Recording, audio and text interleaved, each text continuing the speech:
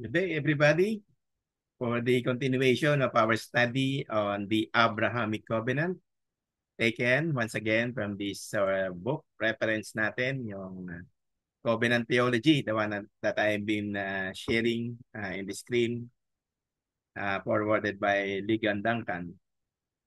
Biblical, Theological, and Historical Perspective, edited by Guy Prentice Waters, J. Nicholas Reed, and John Witter. And also another source book, of course, none other than the Bible, Systematic Theology or Study Bible, an English Standard Version of it. So dalawa, no, yung source book natin.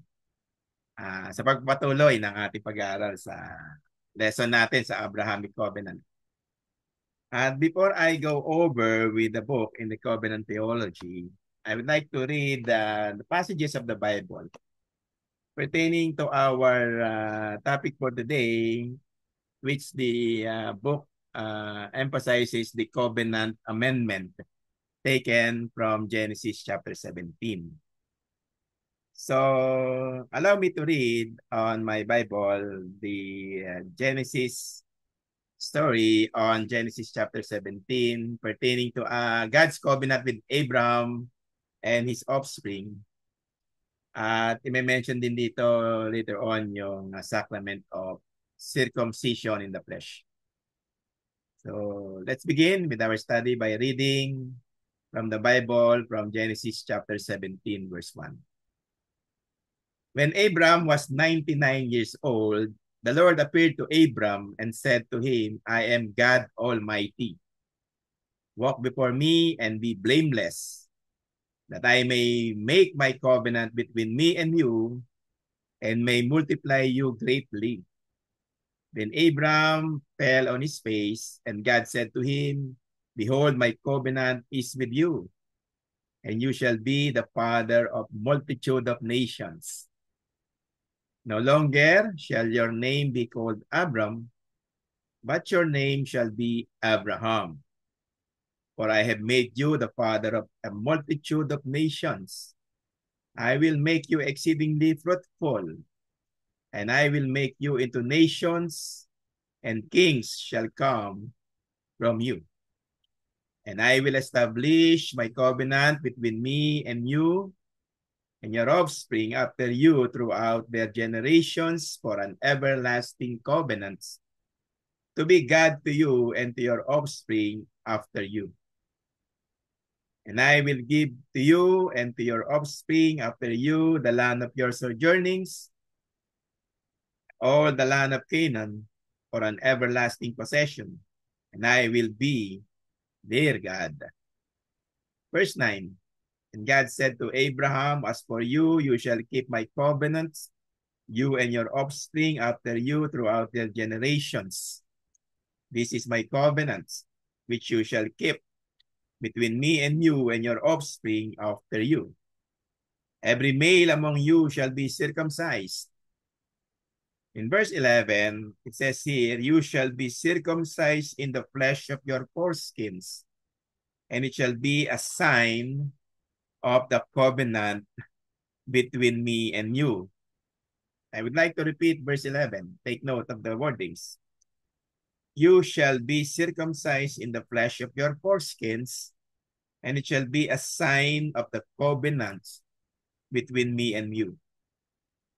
Verse 12, He who is 8 days old among you shall be circumcised, every male throughout your generations, whether born in your house or bought with your money from any foreigner who is not of your offspring. Both he who is born in your house and he who is bought with your money shall surely be circumcised. So shall my covenant be in your flesh, an everlasting covenant. Any uncircumcised male who is not circumcised in the flesh of his foreskin shall be cut off from his people. He has broken my covenants. We will be expounding on this chapter 17 of Genesis.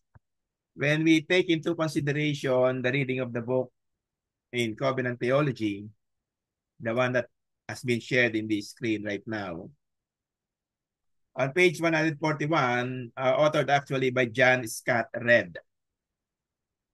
So Genesis chapter 17 from 1 to 14 of its verses pertains to the covenant amendment. When we speak about amendment here, the author would suggest the clarification or a mere arrangement or some further discussion of the terms and conditions of the Abrahamic covenant taken initially on Genesis chapter 12. So according to the author and some Bible scholars, Genesis chapter 12 should not be considered as an separate Abraham from Genesis chapter 15 and particularly on Genesis chapter 17, and as the covenant of Abrahamic covenant would progress in a narrative consideration. Okay? So meron lang sinasabi ang Abrahamic covenant dito, at sabi ng mga theologians, it is just some form of reiterations, clarification, and some form of amendments, not changing the previously initiated and ratified covenant from Genesis chapter 12 and Genesis chapter 15, which we have already taken from our past lessons. Okay? Continuing on Genesis chapter 17, it emphasizes, according to my own opinion, the unconditionality of the Abrahamic covenant, which necessitates, take note, faithful obedience on the part of Abraham and his offspring, or the people of God, in that respect. The author, in page 141, stated, as already mentioned, readers must understand the development of the covenant with Abraham in light of the development of the narrative. Okay, may mga development na nangyayari. Kaya meron sinasabi ang author na covenant amendment, clarification, or arrangement of this particular same covenant with God, by God with his people, particularly with Abraham and his offspring. In Genesis chapter 17, take note, in this book, the Lord revisits Abraham and clarifies, okay, may clarification, the terms of the covenant into which they have both entered. Okay? Lest the foregrounded unconditionality of the covenant ceremony in chapter 15, yung ratification ng covenant sa chapter 15 from our previous lesson, it must be misconstrued as a universalistic arrangement in which Abraham has no responsibility. Hindi pa pwede na ang God nakipagtipan, may covenant ng God with Abraham and his people, or his offspring rather, ay wala nang responsibility yung mga tao sa Diyos within the covenant. No? The divine instruction of chapter 17, take note, yung inaaral natin ngayon, outlines the expectations of the covenant for Abraham. In this covenant arrangement, Abraham is called to walk. Ito na yung faithful obedience na hinahanap na kailangan, no, ng mga tao ay may pakita sa Diyos, as commanded by God himself, no? Abraham is called to walk before me and be blameless, sabi ng Panginoon sa Genesis 17:1, sa the start of Genesis chapter 17 pa lamang. To assume a new covenantal identity. Magkakaroon sila kasi ng covenantal identity. And part of this covenant identification or sign of a covenant community, no, among God and his people is that merong sacrament of circumcision in the flesh. At aaralin natin yan as we progress with our study. Now, to assume a new covenantal identity represented by the change of his name to Abraham. Yung Abraham, naging Abraham. Merong talagang covenantal identity. A sudden change from the name of Abraham into Abraham. Nagka-correspond ito sa new covenant identity ni Abraham, no, in relation to his God. Okay? So sa 17:5 yun ng Genesis. And to keep covenant by observing sacrament of circumcision. Not only the change of name, but also the introduction of the sign of the covenant, which is the circumcision of the flesh. Exciting, ano? I hope, no, na kayo rin po, no, nakakatumbay ng ating pag-aaral online, ay patuloy na nagiging excited as we study this Abrahamic covenant. At sa lahat ng lesson, no, na binibigay natin dito. Okay, hardly a new covenant, as some has suggested. The covenant in Genesis 17 merely reiterates and amplifies the previous promises that God has made to Abraham. Meron lang ditong reiteration and amplification, giving strength to the initiated and ratified covenant, Abrahamic covenant. Dito sa Genesis 17. May ini-introduce lang ang Lord dito, no? For some form of reiteration, clarification, and restatements, no?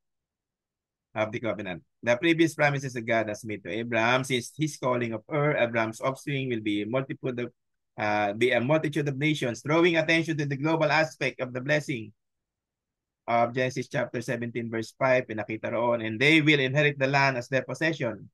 Genesis 17:8. The promise to make Abraham exceedingly fruitful, Genesis 17:6. Ties the redemptive program to the created one. Meron kasing redemptive program ang God dito sa pagkabibigay niya ng kanyang covenant with Abraham and his offspring, no? Magiging tao ng Diyos. Meron doon sinatawag na redemptive program ang God. At maintindihan natin ito. Kaya sa mga susunod na pag-aaral, ipapaliwanag natin yan. Again, to continue, where once humanity was mandated by God to be fruitful and multiplying.